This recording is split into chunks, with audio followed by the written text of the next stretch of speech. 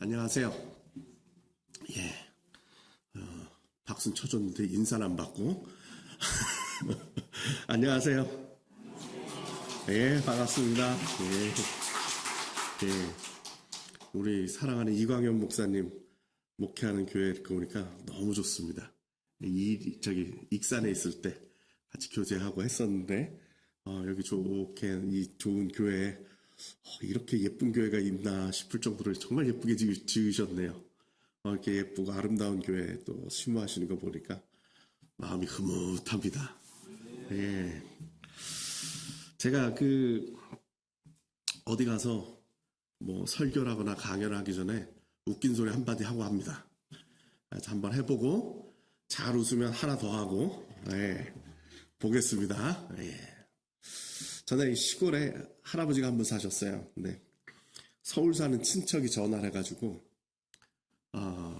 우리 아들 결혼하니까 결혼식 오시라고 그래서 알았다고 그래서 몇 월 며칠 날 이제 한다 그랬어요. 어디서 하냐 그랬더니 저쪽 서울의 그 강남고속터미널 뒤에 가면 메리어트 호텔이라고 있어요. 들어보셨어요? 네, 메리어트 호텔이라고. 그때 할아버지가 말이 너무 어려운 거예요. 어디 그랬더니 메리어트 그래서 어디 메리어트 몇 번 하다가 도저히 안 되겠어가지고 혼자 정리를 했어요. 그래서 메리아스 호텔이다.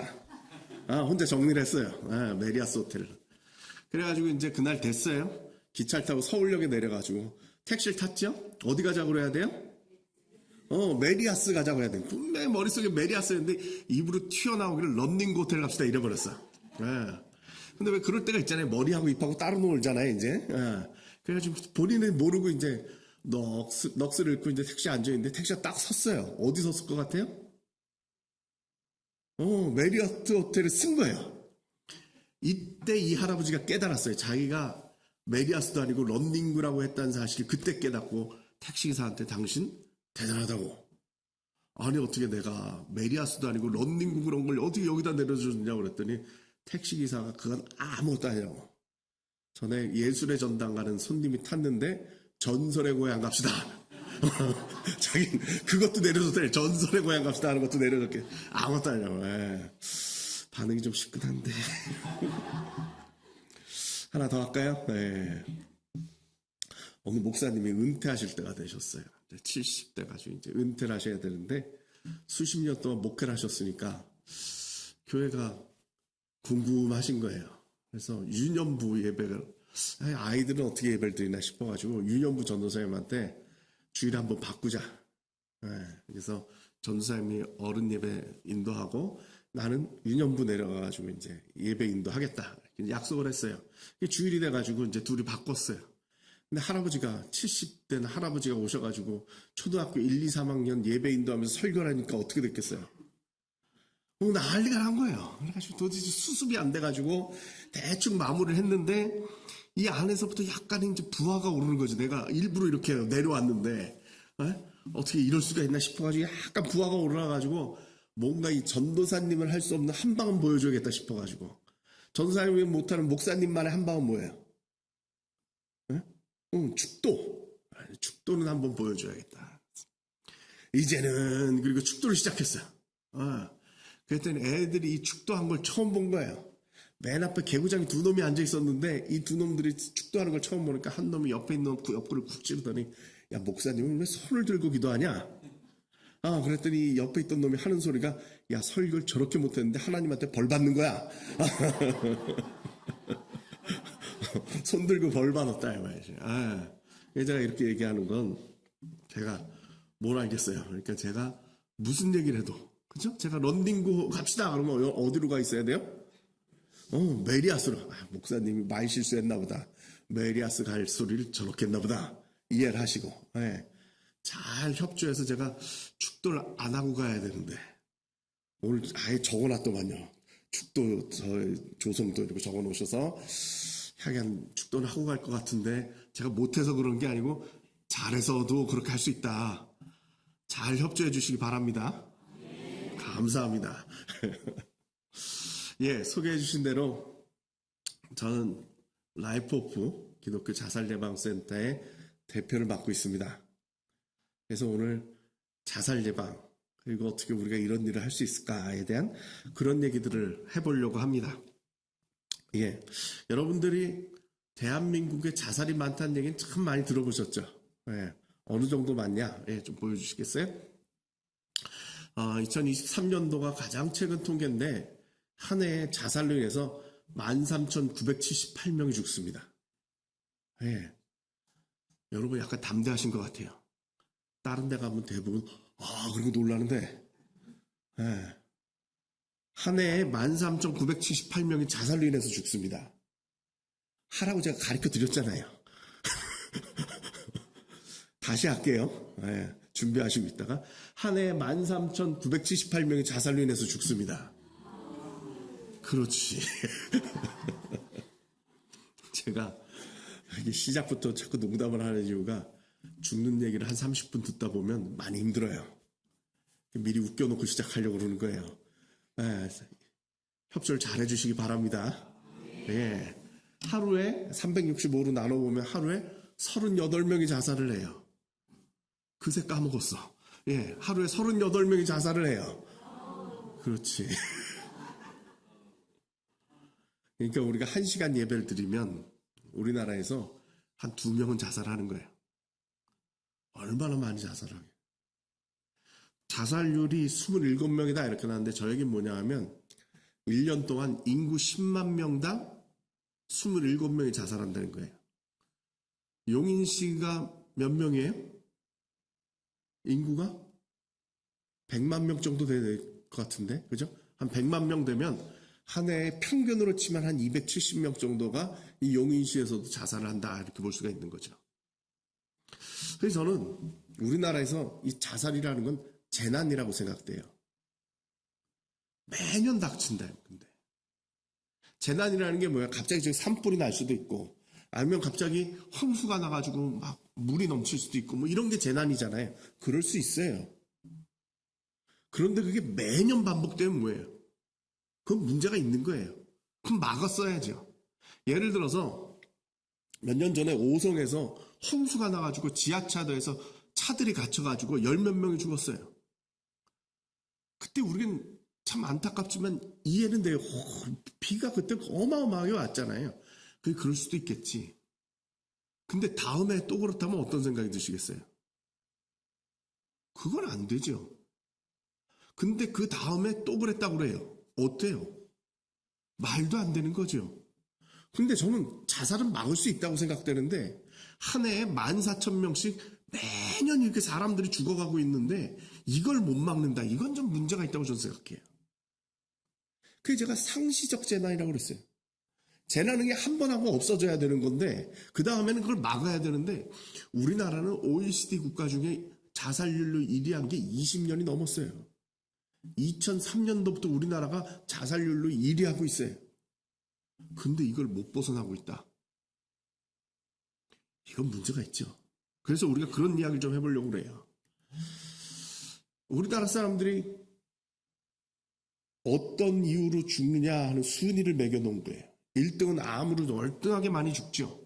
2등은 심장질환, 3등은 폐렴. 그죠? 어르신들이 요즘 폐렴으로 많이 돌아가세요. 4등은 뇌혈관 질환. 5등이 자살이에요. 5등이 자살이에요. 이 밑으로 알츠하이머병 있고요, 당뇨병 있고요, 고혈압 있고요, 이런 것들이 나와요. 우리 주변에 당뇨병 걸리신 분들 많잖아요. 그죠? 근데 당뇨병으로 죽는 사람보다 자살로 인해서 죽는 사람들이 월등히 많아요. 사람들이 저한테 가끔씩 물어봐요. 자살하려고 하는 사람이 우리나라에 얼마나 되느냐? 뭐 정확하게 모르겠죠? 근데 제가 생각해보면 자살을 생각하는 사람은 제가 자살병이라고도 얘기를 하는데 자살을 생각하는 사람들은 적어도 당뇨병 걸린 사람보다 많다. 우리 주변에 당뇨병 걸려서 죽는 사람보다 자살로 인해서 죽는 사람이 많다면 지금 당뇨병 걸린 사람보다 자살병 걸린 사람들이 더 많다고 봐야 된다. 저는 이게 상상이 안 되는 거예요. 아니 어떻게 병으로 죽는 것도 아니고 사고로 죽는 것도 아니고 자기 스스로 목숨을 끊어서 죽는다는 사람들이 사망 원인 5위 당뇨병으로 인해서 죽는 사람보다 많다는 게 이 사회가 정상적이지 않다. 저는 그렇게 표현을 합니다. 이것은 연령대별로 사망 원인을 보여주는 겁니다. 10대, 20대, 30대의 사망 원인 1위가 자살이에요. 40대, 50대의 사망 원인 2위가 자살이에요. 이럴 순 없잖아요. 근데 제가 더 심각하게 보는 거는 이거예요. 저기 보시면 20대 보세요. 퍼센테이지가 있죠? 52.7%예요. 52.7%. 저기 몰랐다는 것 같아요. 사망자 중에 자살로 인해서 죽은 사람의 비율이에요. 20대에 사망자 중에 절반 이상이 자살로 인해서 죽어요. 아니 이게 말이 되냐 이 말이에요. 젊은 청년들이 사망자 중에 이 절반 이상이 자살로 자기 스스로 목숨을 끊는다는 게 이게 이 사회가 정상적이지 않다라는 걸 저는 생각해요. 죄송한 표현이지만 미쳤어요. 이럴 순 없지요. 10대도 46%예요. 40대는 40%예요.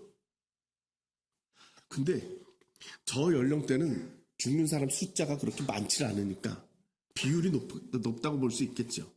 근데 40대부터 우리가 장례식 많이 찾아가잖아요. 40대 장례 가끔씩 보잖아요. 거기서도 20%가 넘어요. 23.4%예요. 아니 40대 장례가 일어나면 5건 중에 하나는 자살인 거예요. 50대도 10%가 돼요. 50대도 정말 50대 장례는 우리가 심심치 않게 가잖아요. 10건 중에 하나는 자살인 거예요. 우리가요.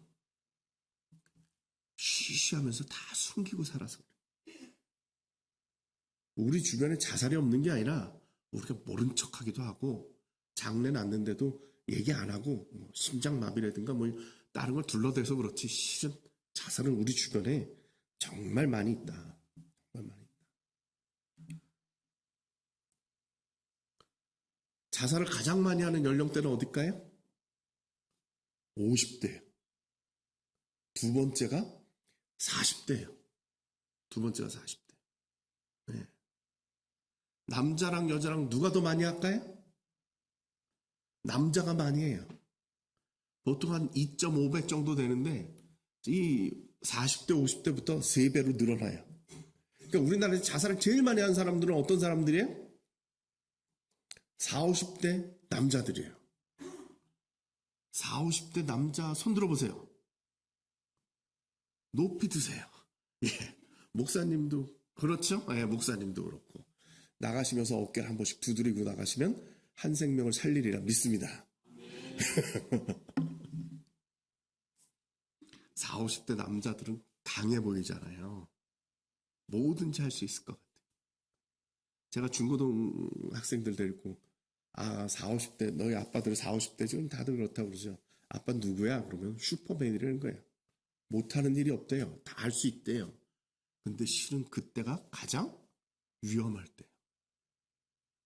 직장 다니다 때려치고 자기 사업하다가 망하고 정말 앞길이 막막한. 근데 이럴 때 누구한테 위로를 받아야 돼요? 아내에게 받을 것 같은데 아내가 제일 무서운 때잖아요. 집이 위로가 될 것 같은데 집이 위로가 안 되잖아요. 왜? 집은 나한테 위로를 주는 데가 아니라 내가 책임져야 되는데. 남자들은 집에다가 자기가 어렵다는 얘기를 못 꺼내는. 그러니까 이래저래 둘러보다가 죽는 거예요. 자살률이 제일 높은 동네는 어디예요? 어느 나이에요? 80대 이상이에요. 어르신들 자살률이요. 평균 2배가 많아요. 우리나라 3대 거짓말 중에 하나가 어르신들이 이제 죽어야지 하는 게 거짓말이래잖아요. 아니에요. 실제적으로 자살 많이 하세요. 근데 정말 놀라운 게 뭔지 아십니까? 2009년도가 제일 많았는데 어르신 자살들이 거기에 비하면 절반 이상 떨어진 거예요. 예전엔 어르신 자살률이 127명이었어요. 평균의 4배였어요. 어르신들이 왜 이렇게 자살을 하세요? 제가 거꾸로 물어볼게요. 2009년 이후에 어르신 자살은 어떻게 절반으로 줄였을까요? 저는 기초노령연금 그거 덕분인 것 같아요. 20만 원, 30만 원만 챙겨드려도 안 죽고 사세요. 자살 예방이 가능할 것 같습니까? 불가능할 것 같습니까? 전 가능하다고 생각해요. 전 가능하다고 생각해요. 아니, 아주 쉽다고 생각해요. 제가 그 얘기를 좀 해드리려고 해요. 정말 이 자살 생각하면 너무나도 심각하고 이 일이 정말 우리나라에 정말 큰 문제다 이렇게 느껴지는데 사람들이 저한테 그렇습니다. 제가 자살 예방을 하니까 자살이 우리나라에 왜 이렇게 많습니까? 이렇게 물어봐요. 저는 어떻게 생각하느냐? 그 가치관의 문제다 이렇게 생각합니다. 우리나라 사람들은요, 이 죽음의 가치관이 있어요. 죽음의 가치관이 있어요. 그래서 내가 뭐가 잘못되면, 내가 돈이 없으면, 내가 어려움을 당하면 죽어야지 이렇게 생각해요. 이게 죽음의 가치관이에요. 우리나라 사람들이요, 옛날부터 이랬느냐? 아닙니다. 요게 연도별로 해가지고 자살률의 변화 추이를 보여드리는 건데 보시면 90년대는요 자살률이 10명도 안 됐어요. 지금의 절반 이상 훅 떨어져 있어요. 저 때만 해도 우리나라 사람들이 자살 안 했어요. 언제 올라갔어요? IMF 때. IMF 때 그럼 최고조였냐? 아니에요. 그거 지나고 2011년도에 최고조였어요. 저 때 자살률이 32명이었어요. 3배가 올랐다 이 말이에요. 그러면 IMF 지나고 나서 우리가 변한 건 뭐가 있습니까? 왜 IMF 지나고부터 사람들의 자살률이 저렇게 계속 지속적으로 올라서 3배가 됐습니까? 왜 그랬을까요? IMF 전과 후 우리는 뭐가 달라졌어요? 생각이 달라졌어요. 우리가 IMF 전보다 못 살게 됐어요? 아니요, 지금 되게 잘 살아요. 그때보다 훨씬 잘 살아요. 근데 사람들은 못 살겠다고 죽어요? 생각이 달라져서. 어떻게? 돈이 최고다. 돈만 생각하는 거예요. 우리 한번 생각을 해보세요. 돈은 상대적 가치예요. 절대적 가치는 뭐가 있어요? 절대적으로 변하지 않을 것? 그건 생명이에요. 예수님께서 말씀하셨잖아요. 천하를 얻고도 한 생명으로 잃으면 무슨 소용이 있냐. 천하보다도 귀한 게 한 생명이라고 예수님께서 말씀하셨잖아요. 그게 절대적 가치인 거예요. 생명보다 더 귀한 건 없어요. 생명이 가장 중요한 일이에요. 그리고 이 생명을 유지하기 위해서 돈이 필요하죠. 그래서 돈을 우리가 필요로 하는 거 아니겠어요? 살기 위해서. 근데 IMF가 지나면서 우리 마음속에 무슨 생각이 들었느냐? 돈이 절대적 가치가 된 거예요. 그래서 돈이 없으면 생명은 필요가 없어요. 생명이 상대적 가치가 된 거예요. 그래서 사람들 마음속에 무슨 생각이 드냐? 돈이 없으면 죽어야겠다. 더 발전돼서 어떻게 생각되느냐? 돈이 없으면 내가 살아야 될 이유를 댈 수가 없구나. 이런 생각을 갖는다 이 말이죠. 이게 뭐예요? 죽음의 가치관이에요. 우리의 마음속에 이 사회 속에 아주 편만하게 나타나고 있는 그 가치관이 뭐냐? 돈이 최고고 생명은 상대적인 거다. 돈이 없으면 내가 죽어야지. 이런 생각들을 가지게 된다는 거죠. 이게 가치관이에요. 이게 모인 게 문화예요. 우리 한국은 왜 자살이 많느냐? 이 죽음의 문화가 이게 가득해서 그래요. 우리가 가끔 텔레비전 보면서 이런 때가 있잖아요. 한동안 안 보이는 연예인이 나와가지고 인터뷰를 해요. 그럼 어떻게 지내셨어요? 내가 인기를 잃어버리고 개인 사업하다 망했고 뭐 이러면서 얘기가 나와요. 그 다음에 그 사람이 뭐라고 할 것 같아요? 죽으려고 했겠군. 하는데 그 연예인이 뭐라고 그래요? 죽으려고 했어요.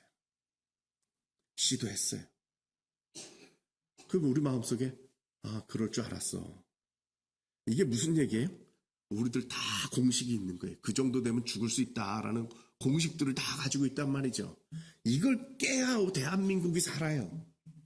돈이 없어도 살고 내가 가진 게 없어도 살고 내가 성공을 못했어도 사는 게 생명인데 어느 순간인가 내가 가진 게 없으면 살 수가 없다 생각하는 이 공식을 깨야 된다 이 말이죠. 어떻게 깨요? 생명의 가치관으로, 생명의 문화로 이거를 이겨야 되는 거예요.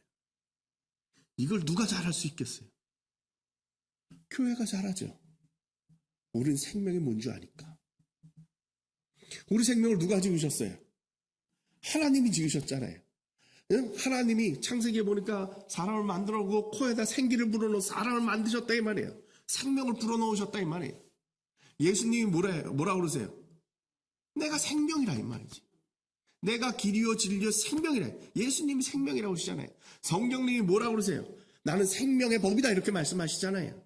우리가 하나님 믿고 내가 예수님 믿고 성령님 내 안에 모시고 산다는 게 무슨 뜻이에요? 그게 생명이란 뜻이에요. 내가 생명을 가지고 산다라는 건, 생명을 내가 이 안에 가지고 산다라는 건 이 안에 하나님을 모시고 사는 거예요. 예수님 모시고 살고 성령님 모시고 사는 거예요. 우리가 잘 알잖아요. 세상 사람들은 돈이 먼저라고 생각하는데 우리는 생명이 먼저라는 사실을 너무 잘 알잖아요. 교회가 해야 돼. 교회가 해야 돼. 교회가 이 운동 펼쳐야 됩니다. 이게 교회에 맡겨준, 오늘 이 땅에 우리들에게 맡겨준 사명이다. 전 그렇게 생각합니다. 경주에 가면 경주 채부잣집 있죠? 들어보셨어요? 그 집은 몇백 년 동안 망하지 않고 부잣집을 대대손손 이어갔다는 거예요. 별난이라는 게 있잖아요. 전쟁도 일어나고 뭐 봉기도 일어나고 뭐 별난이라는 게 일어나잖아요. 그러면 어떻게 돼요? 부자들 죽어요. 예를 들어서 6.25 때 부자들 많이 죽었잖아요. 지주라고 하면서. 근데 이 집은 그렇게 공격을 당하지는 않았다는 거예요. 왜? 인심을 잘 베풀었다는 거예요. 그 채부잣집에 10가지 이제 계명이 있는데, 가족, 이제 우리 이렇게 살아야 된다. 그 중에 하나가 뭐냐 하면, 사방 백리 안에 굶어 죽는 사람이 없게 하라. 이게 그 집, 그 계명이었다는 거예요. 백리면 몇 킬로예요? 40킬로예요. 사방으로 40km니까 이렇게 펼쳐서 80km 전방에 굶어 죽는 사람이 없게 하라는 거예요. 어떻게? 우리 재산 퍼줘서. 흉년이 들면 최씨 그 부잣집에서 곡간을 열어가지고 사람들 곡씩 나눠줘가지고 굶어 죽는 사람이 없겠다는 거예요. 그랬더니 어떻게 됐어요? 무슨 변란이 일어나도 이 집은 흔들리질 않았다는 거예요. 사람들의 인심을 얻어놓으니까 저 집은 우리 살렸다 하는 그 생각이 있으니까. 그래서 제가 이걸 보다가 아이디어가 딱 떠올랐어요. 제가 그 주장하는 게 뭐냐, 교회가 있으면 교회의 사방 10리 안에는, 100리는 책임 못 져도 10리 안에는 자살하는 사람이 없게 하라 이 말이죠. 사람들이 암만 힘들고 암만 어려워도 그럴 때마다 저 교회 십자가 보면서 저기 가면 내가 살 길이 있지 않겠는가 이 생각 들게 만들어주자 이 말이에요. 저 교회 찾아가면 나 그래도 도와주고 내 생명 유지해 줄 수 있지 않을까 이 소망 들게 해주자 이 말이죠. 제가 여러분들에게 당부드려요. 모현제일교회 있잖아요. 사방 심리 책임지시기 바랍니다. 여러분 통해가지고 이 모현읍에는 자살하는 사람 하나도 없길 바랍니다. 여러분들의 생명의 기치를 들어가지고 이 땅 문화를 바꾸고 하나님 나라 만들어가지고 이 땅에 굶어 죽는 사람, 이 땅에 정말 못 살겠다고 정말 생명 끊는 사람 하나 없기를 축원합니다. 그럼 어떻게 할 거냐 이제. 네. 저는 우리나라는 유행을 너무 좋아한다고 생각해요. 아까 말씀드렸잖아요. 자살률이 한 10몇 년 사이에 3배로 뛰었어요. 그런데 재밌죠? 2011년도부터 뚝 떨어졌어요. 저렇게 빨리 줄어든 나라도 없어요. 왜 줄어들었겠어요? 정부가 저 때부터 자살 예방을 시작했어요. 공식적으로. 네. 그랬더니 뚝 떨어졌어요. 무슨 생각이 드십니까? 무슨 죽는 것도 유행인가 싶지 않습니까? 죽어야지 그랬더니 쫙 올라갔다가 살자 그랬더니 다 사는 거예요. 이 말뜻은 뭐냐? 문화라는 거예요. 사람들의 생각에. 진짜 죽어야 될 이유가 아니라 생각이 그런 것들을 움직여가더라. 이걸 저는 보여주는 것 같아요. 그래서 보면 안 죽어도 될 사람들이 많이 죽은 거예요. 뭔가 도움이 있고 뭔가 방법이 있으면 살 사람들이 굳이 죽어도 안 될 사람들이 죽는다 이 말이죠. 대표적인 케이스가 이런 거예요. 자살 예방이 전 참 쉽다고 생각해요. 지하철에 스크린도어라고 그러죠. 유리문을 달았어요. 예전에는 지하철에서 뛰어가지고 그 전철 치여가지고 죽은 사람들이 많았어요. 그러면 그 끔찍한 일을 당하니까 기관사가 충격받아서 또 자살해요. 그래서 거기 있던 승객들이 또 충격받아가지고 또 자살해요. 심각했어요. 근데 그래서 저걸 한꺼번에 다 다른 거죠. 어떻게 됐어요? 저기서 죽는 사람이 하나도 없게 됐어요. 아, 저거 하나 설치하면 되는데 왜 못 할까? 자살 예방처럼 쉬운 게 없다니까요. 제 말이 좀 이상하죠? 자살 예방 쉬워요. 이런 거 보셨어요? 이게 뭐냐면 농약 보관함이에요. 농촌에서 어르신들이 농약 먹고 자살을 자꾸 해가지고 농약을 잘 관리해보자. 이걸 보급을 했어요. 캐비넷이에요.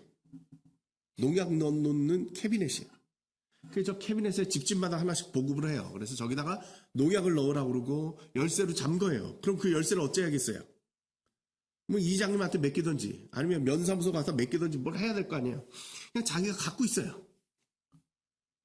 저는 이거 시작할 때 저가 그 한국 자살예방협회 이사인데 저거 시작할 때 협회에서 시작한 건데 저거 시작할 때 제가 에이 말도 안 되지.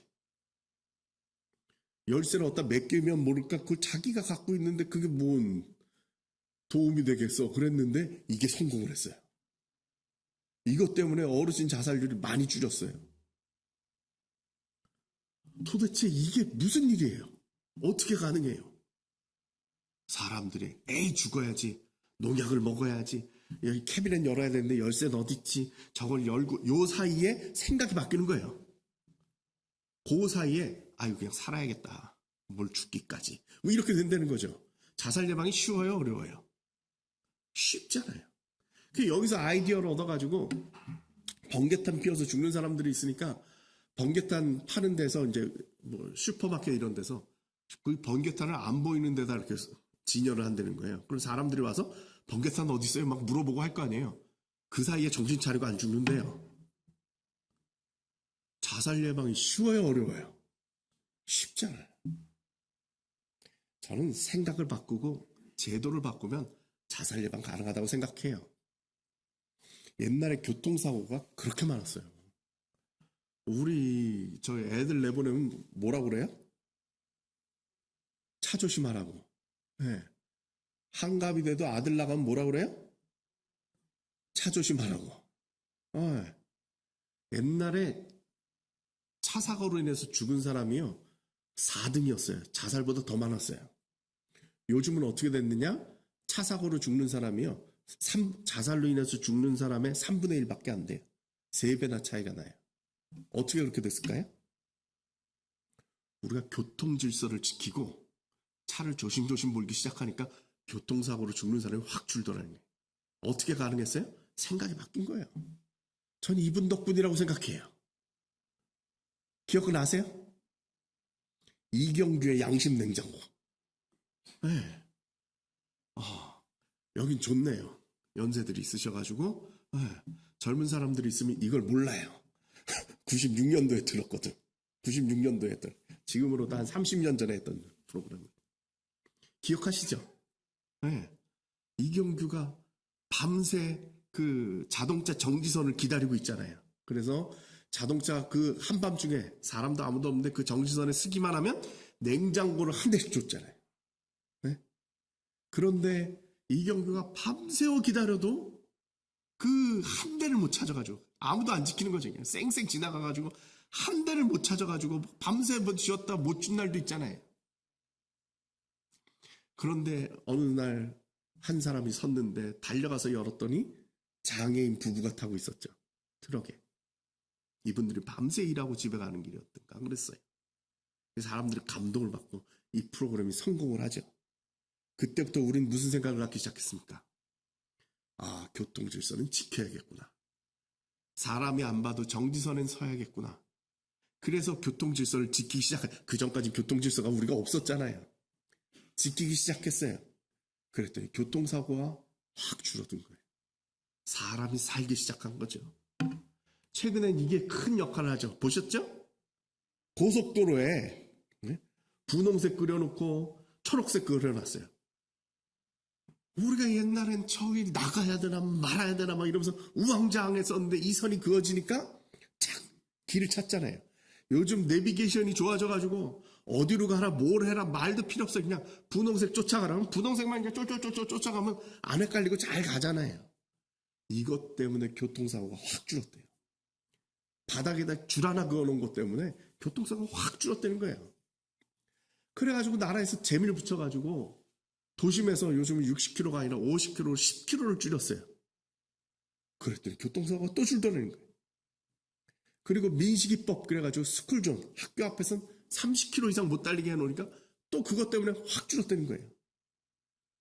저는 교통사고뿐만 아니라 자살 예방도 가능하다고 생각됩니다.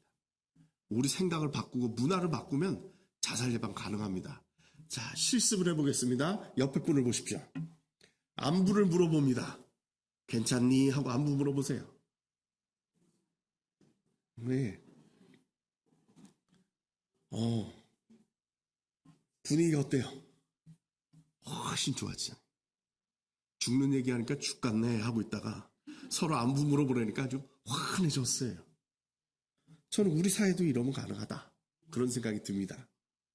서로 챙겨주고 서로 같이 살자 하고 서로 나누자 하면 가능하다라는 거죠. 저희 라이프오프 소개를 해드리겠습니다. 저희 이 모연제일교회 참 감사해요. 후원해 주셔가지고 얼마나 감사한지 몰라요. 이게 액수도 중요하지만 저희들한테는 이 교회가 같이 함께 해준다라는 이 힘이 저희 라이프오프 위해서 기도해 주시는 거죠? 예, 감사합니다. 제가 기도 제목 드리려고 그래요. 저희 뭐 하는가 보여드릴게요. 이게 저희 홈페이지입니다. 자살 예방 교육 많이 시키고요. 생명보듬 함께 걷기, 마음님 예배, 유가족하고 예배 드린 건데 생명보듬 주일, 유가족 지원, 재단 이런 것들을 진행을 하고 있습니다. 저희는 강하게 하고 있는 것이 뭐냐? 중고등학교에 찾아가가지고 자살 예방 교육시키는 겁니다. 한 해에 한 2만 명에서 2만 5천 명 교육을 시켜요. 라이프오프 기독교 자살 예방 센터라는 이름을 가지고 있어요. 이 기독교라는 이름이 붙으면요, 종교 이름이 붙으면 학교에 절대 못 들어갑니다. 근데 저희는 인기 있는 프로그램이에요. 보건복지부 인증 프로그램인데 인기 있는 프로그램이라 한 해에 2만 명 넘게 교육을 시키고 있어요. 어떻게 가능하겠어요? 생명 살리는 일은 교회가 해야지. 그 인정이 된 거예요. 그래서 저는 우직하게 그냥 기독교 자살예방센터라고 붙이고 다녀요. 어쩔 때는 오지 말라는 학교도 있지만 2만 명 넘게 저희들을 찾는 사람들이 있다니까요. 교회의 사명이에요. 교회의 사명이에요. 이건 목사님이세요. 강사가. 저희들한테 교육받아서 강사를 하는데 지금 교육시키고 있죠. 끝나고 사진을 찍었어요. 이 교육은 성공을 했을까요? 실패를 했을까요? 성공했어요. 어떻게 할 수 있어요? 저 무서운 중학교 애들이 사진 찍는다고 포즈를 취한 거예요. 이게 친해지지 않으면 절대 이렇게 할 수 없어요. 근데 1시간 교육시키고 이렇게 나왔다는 건 성공한 거예요. 그 다음 이제 저희들이 자살 유가족들과 함께 한 달에 한 번씩 예배 드려요. 요즘은 2번 드려요. 대부분의 교회들이 옛날에 장례를 안 치러줬어요. 장례를 안 치러줬어요. 이분들이 상처가 있어요. 그래서 그 장례식을 다시 치러줄 수는 없지만 와서 같이 예배드리고 위로받자. 어느 날 어느 분이 저한테 예배가 끝나고 저한테 찾아가지고 그러더라고요. 내가 한 교회에 몇십 년을 다녔는데 내 자식 죽고 교회가 날 내쳤다. 그런데 저랑 아무 관계도 없는 이곳에서 예배드리게 해주셔서 너무 감사합니다. 교회가 어떻게 보면 좀 잔인해요. 예, 품어야 돼. 예. 그래서 저는 유가족들한테 열심히 하라고 합니다. 숨지 말고. 그죠? 나한테 뭐라고 할까봐 자꾸 숨으면 사람들이 더 힘들게 한다고. 그러지 말고 당당하게 나 자살 유가족입니다. 우리 아빠가 자살했습니다. 나 자살 유가족입니다. 내놓고 권리 주장하자. 여기는 자매가 아버지가 자살한 근데 이 자매가 자기 얼굴 다 내놓고 이름 내놓고 강연하러 나온 거예요. 제가 이 운동을 지금 재작년부터 시작해가지고 전국을 돌면서 지금 순회 강연회를 하고 있어요. 도전하는 거예요. 여러분 주변에 혹시 유가족 있으면 힘 주세요. 숨지 말고 같이 하자고. 그래야 힘을 얻죠. 이게 어떻게 가능하냐? 교회라 가능해요. 교회는 이걸 받아들이잖아요. 사회는 아직 저 정도 안 되거든요. 근데 교회는 힘을 얻으면 되더라고요. 저희는 이제 문화를 바꾸려고 걷기 대회를 해요. 전국적으로. 이건 이제 저희 이사장님이 계신 안양에서 한 거예요. 예, 코로나 전에는 한 10,000명씩 모였는데 요즘은 한 5,000명 정도 모여요. 예. 안양시가 들썩들썩해요. 시장님도 오시고 국회의원부터 시작해 모든 사람들이 와요. 그럼 인사말 한마디씩 하라고 그래요. 그럼 시장님이 뭐라고 그러겠어요? 자살 예방 저희가 적극적으로 돕겠습니다. 자꾸 이런 문화를 일으키는 거예요. 예. 작년에는 여러분 아시는가 모르겠는데 세계은행 총재를 지냈던 김용 총재라고 들어보셨어요? 한국인 중에 제일 출세한 사람 중에 한 분이세요. 세계적으로. 그분이 은퇴를 하시고 내가 이제 말년에 고국을 위해서 미국 국적 갖고 계시거든요. 조국을 위해서 뭘 할까 혼자 생각하시다가 자살 예방해야겠다. 그래서 연락이 돼가지고 제가 같이 모임이 생겨가지고 저희 와서 해주세요. 그래가지고 여기 와서 했어요. 처음에 머뭇거리시더라고요. 교회 행사 아니냐고. 시민들과 같이 하는데 교회가 생명 지키자는 얘기 하는데 그게 무슨 상관이냐고 그랬더니 오셨어요. 함께 했어요. 여기서만 하는 게 아니고 파주에서도 하고요. 제 회원들 많이 모여서 합니다. 예. 이거는 이제 한강에서도 하고요. 예. 교회가 나섰는데 교인들보다 시민들이 더 많이 와요. 생명 가치니까 이건 나눌 수가 있다라는 것이죠. 그래서 저희들 또 한국교회에다가 도전해서 생명보듬주의를 하자. 오늘 모연제 일교처럼 생명보듬주의를 해가지고 1년에 한 번이라도 사는 얘기 하자. 자살 예방한다는 이 얘기 하자. 생명을 선포하자. 그럼 된다 이 말이죠. 저는 사람들이 저한테 가끔씩 물어봅니다. 당신 뭐 한다고 그렇게 자살 예방을 열심히 하냐고. 제가 원래 직업은 교수입니다. 실천신학대학원 교수인데 자살 예방은 제가 자원봉사로 하는 거예요. 네, 근데 교수보다 더 바빠요. 네, 저희 총장님한테는 비밀인데 사람들이 물어봐요. 왜 그렇게 당신 열심히 하냐고. 그렇게 물어보는 이유는 당신이 혹시 죽으려고 했다거나 아니면 당신이 무슨 유가족이거나 뭐 사연이 있어서 그런 거 아니냐고 그거 털어놓으란 얘기예요. 근데 저는 한 번도 죽어야겠다는 생각을 해본 적이 없어요. 해맑게 생겼잖아요. 저희 식구 중에도 자살한 사람은 없어요. 근데 제가 이걸 왜 하느냐? 하나님이 마음 아플 것 같으세요. 전에 조선일보에 아주 유명한 사진, 자살 예방하는 사람들한테 상당히 유명한 사진인데 눈물의 엘리베이터라는 사진이 하나 실렸어요. 대구에 있는 고등학생인데 얘가 아파트 옥상에 올라가서 자살했는데 왕따 당하네. 너무 괴로워가지고 얘가 죽겠다고. 엘리베이터에 탔는데 그 엘리베이터에 애가 쭈그리고 앉아가지고 울고 있는 사진이 그 CCTV로 찍히니까 그 사진을 갖다가 조선일보에서 실었어요. 우리나라 이전에서는 안 된다. 충격을 받자. 해가지고 그거 실었어요. 사람들이 다들 정말 충격을 받아요. 기억은 나실 것 같아요. 충격을 받았어요. 근데 제가 그 신문 기사를 보면서 정말 마음이 아팠던 게 뭐냐 하면 걔가 그 옥상에 올라가가지고 7시간 있다가 떨어졌어요. 걔 7시간 동안 뭘 했겠어요? 죽어야 될까? 살아야 될까? 그 고민한 거 아니에요. 제가 그 기사를 보면서 무슨 생각이 들었냐면 하나님 되게 마음 아팠겠다. 저거 내 새끼인데. 저거 살아야 되는데. 저거 붙잡아야 되는데. 하나님이 내내 그 옥상 쳐다보면서 그 생각하셨을 것 같더라고요. 제가 왜 이걸 하느냐. 하나님 마음 아플까 봐요. 그리고 이 생명 살리는 일처럼 귀한 게 없을 거라는 제 마음속에 그 생각이 들었어요. 저는 여러분 같이 해주셨으면 좋겠어요.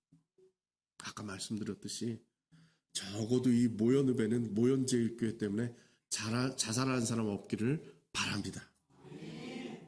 오늘 말씀 잠깐 살펴보고 정리하겠습니다. 오늘 말씀 잘하시는 말씀이죠. 이사야 선지자가 하나님 나라에 대한 비전을 봅니다. 환상을 보는 것 같죠. 그러면서 무슨 말씀을 하시느냐? 이리도 있고 표범도 있고 사자도 있고 곰도 있고 독사도 있고. 아마 그 시절, 지금으로부터 한 700~800년 되는 그 시절에도 우리랑 사는 게 다르지 않았나 봐요. 우리도 짐승 같은 세상 살고 있잖아요. 여러분 생각해보면 정말 나 잡아먹으려고 달겨드는 저 짐승 같은 놈들이 있잖아요. 표범 같은 놈도 있고 사자 같은 놈도 있고 곰 같은 놈도 있고 독사 같은 놈도 있고 나를 괴롭히려고 나를 잡아먹으려고 달려드는 그 짐승 같은 놈들이 있잖아요. 세상이 이 짐승들의 세상이에요. 서로 잡아먹으려고. 그래서 나가 강해지고 내가 1등하고 내가 부자 되려고 하는 게 이 세상이잖아요. 저 때도 다르지 않았나.